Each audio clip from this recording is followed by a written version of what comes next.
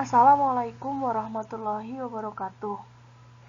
Nama saya Akmarina Novita Yolanda dengan nomor NIM 2018 0720 121. Di sini saya akan menjelaskan tentang hasil analisis makalah kelompok kami tentang pendekatan mengajarkan materi dan analisis evaluasi belajar di dalam buku Quran Hadis kelas 12 Madrasah Aliyah.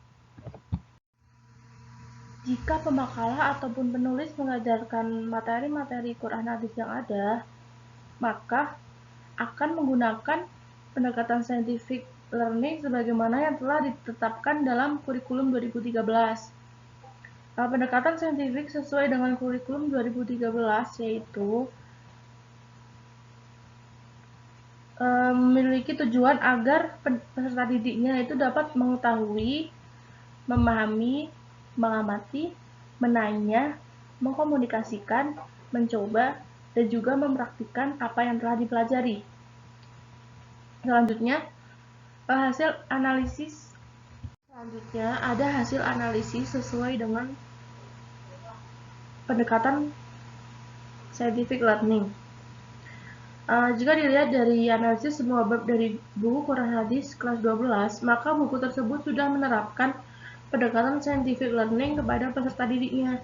Karena pertama, guru telah mengucapkan salam dan juga menyapa siswanya, yaitu guru telah melakukan komunikasi kepada siswanya. Kemudian, guru memberikan penjelasan agar siswa tersebut dapat memahami tentang tujuan dilakukannya pemahaman pembelajaran tersebut. Yang ketiga itu guru menyiapkan alat atau peraga ataupun media ataupun alat bantu yang dapat digunakan siswanya dalam mengamati ataupun mempraktikkan pembelajaran yang telah disampaikan. Selanjutnya ada metode dalam menyampaikan materi. Yang pertama itu ada metode discovery learning. Kami mengambil pada bab 4 tentang mendorong pengembangan ilmu pengetahuan dan teknologi. Sebelumnya, discovery learning itu merupakan model pembelajaran yang digunakan untuk membangkitkan cara belajar aktif dengan menemukan sendiri, menyelidiki sendiri, yang akan menuntun siswanya untuk mengidentifikasi apa yang ingin diketahui dengan mencari informasi itu sendiri. Nah, kemudian ada langkah-langkahnya. Yang pertama itu ada simulasi. Simulasi itu memberikan rangsangan. Di sini guru memberikan materi dasar dan juga menyajikan ayat Al-Quran mengenai ilmu pengetahuan dari teknologi. Yang kedua itu ada mengidentifikasi masalah. Di sini guru memberikan kesempatan kepada muridnya untuk menganalisis dan juga menerjemahkan ayat Al-Quran mengenai ilmu pengetahuan dan teknologi tersebut. Yang ketiga itu ada pengumpulan data. Nah, pengumpulan data di sini itu guru menuntut siswanya itu agar dapat mengumpulkan data melalui sumber-sumber lain. Yang keempat itu ada pengolahan data. Di sini murid melakukan pengolahan data yang telah didapatkan, kemudian ditafsirkan dan juga diklasifikasikan dengan benar. Yang kelima itu ada pembuktian. Nah, peserta di sini itu dituntut mendengarkan hasil diskusi yang kemudian guru menyampaikan jawaban yang benar dari permasalahan tersebut. Yang terakhir itu ada menarik kesimpulan, yaitu guru menyimpulkan apa yang sudah dipelajari sebelumnya. Yang kedua itu ada metode problem based learning. Kami mengambil bab 5 tentang membangun budaya kritis melalui dakwah.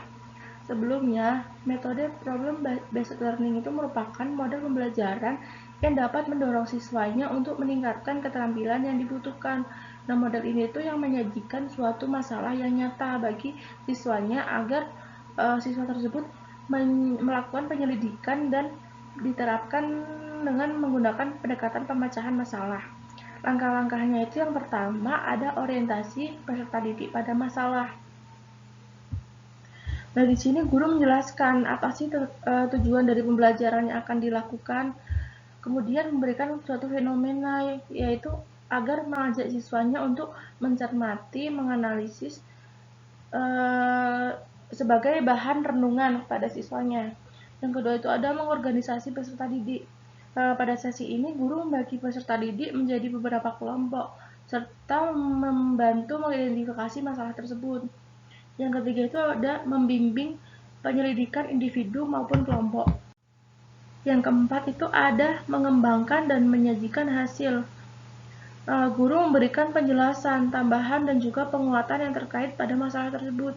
Yang terakhir itu ada menganalisis dan juga mengevaluasi proses dan hasil pemecahan masalah. Nah, guru itu membantu peserta didiknya dalam memecahkan masalah yang telah diberikan sebelumnya. Selanjutnya, yang ketiga itu ada model Project Based Learning. Kami mengambil bab 8 tentang hidup tentram karena jujur dan adil. Sebelumnya, Project Based Learning itu merupakan model pembelajaran yang berbasis proyek model, di mana peserta didiknya itu membuat keputusan tentang sebuah kerangka kerja, kemudian pendidiknya itu berperan sebagai fasilitator agar peserta didiknya itu dapat menjawab pertanyaan dari pendidiknya. Kemudian langkah-langkahnya yang pertama itu ada pembelajaran dimulai melalui guru memberikan pertanyaan kepada siswanya. Yang kedua itu ada guru merencanakan proyek, misalnya dengan memberikan aturan main. Jadi bagaimana sih aturan-aturan dalam menyelesaikan masalah tersebut. Yang ketiga itu ada pendidik menyusun jadwal dalam penyelesaian topik tersebut. Kemudian guru melakukan pengawasan kepada siswanya agar siswanya itu sesuai dengan aturan pelaksanaan proyek tersebut.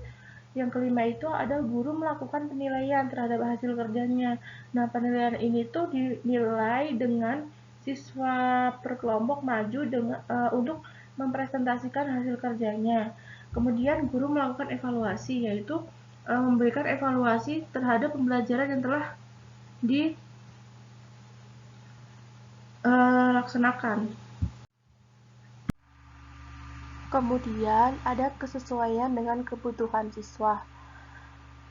Dengan adanya model pembelajaran scientific learning sudah sesuai karena siswa kelas 12 itu sudah mampu untuk berpikir kritis, hanya perlu adanya dorongan dan juga motivasi kepada siswa yang masih belum dapat berpikir kritis.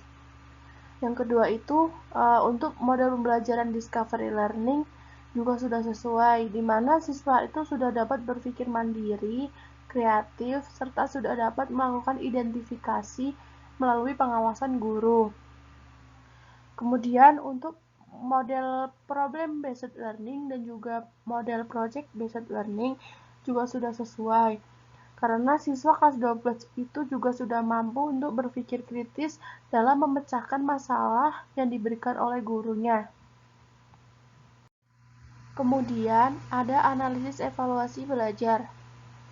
Kurikulum 2013 itu menghendaki agar evaluasi belajar peserta didik menggunakan penilaian otentik yang diatur dalam Permendiknas nomor 81A tahun 2013 yang berbunyi penilaian otentik adalah proses pengumpulan informasi oleh guru tentang perkembangan dan pencapaian pembelajaran yang dilakukan peserta didik melalui berbagai teknik yang mampu mengungkapkan, membuktikan, atau menunjukkan secara tepat bahwa tujuan pembelajaran dan kemampuan ataupun kompetensi telah benar-benar dikuasai dan dicapai.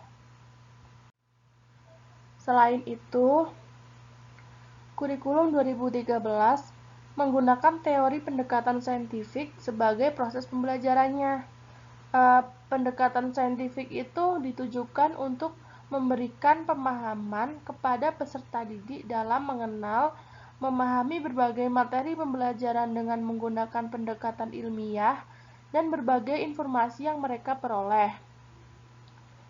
Pendekatan saintifik merupakan pendekatan yang ditujukan peserta didik agar menjadi pusat pembelajaran ataupun student center learning. Penilaian otentik dapat dilakukan dengan upaya pemberian tugas kepada peserta didiknya yang mencerminkan prioritas dan juga tantangan yang ditemukan dalam berbagai aktivitas pembelajaran seperti meneliti, menulis, merevisi, dan membahas artikel, memberikan analisis terhadap siswa, berkolaborasi dengan antar sesama melalui diskusi dan sebagainya. Kemudian, bagaimana sih sistem penilaian dalam kurikulum itu?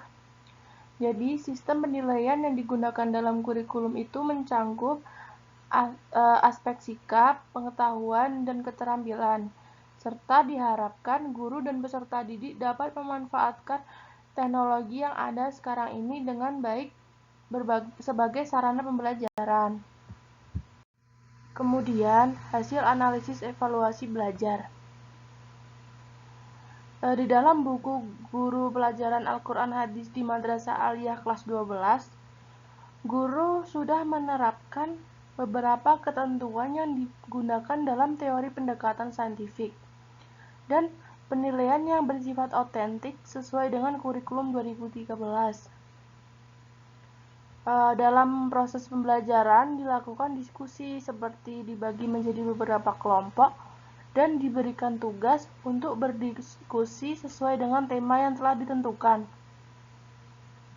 Kemudian, secara bergantian masing-masing kelompok tersebut menyampaikan hasil diskusinya, seperti mendiskusikan mengenai tema kajian hidup sederhana dan gemar menyantuni duafa. Kemudian guru melakukan evaluasi belajar dengan meminta siswanya untuk membaca ayat yang telah ditentukan, kemudian memberikan nilai dengan memberikan tanda centang pada satu kategori. Kemudian meminta peserta didiknya itu untuk mengerjakan bagian pilihan ganda dan juga uraian. Selain itu, guru juga memberikan pengarahan kepada siswa dalam rangka mencari ayat-ayat Al-Quran yang berkaitan dengan kehidupan sehari-hari. Terima kasih presentasi dari kami. Kurang lebihnya mohon maaf. Wabillahi taufiq wal hidayah. Wassalamualaikum warahmatullahi wabarakatuh.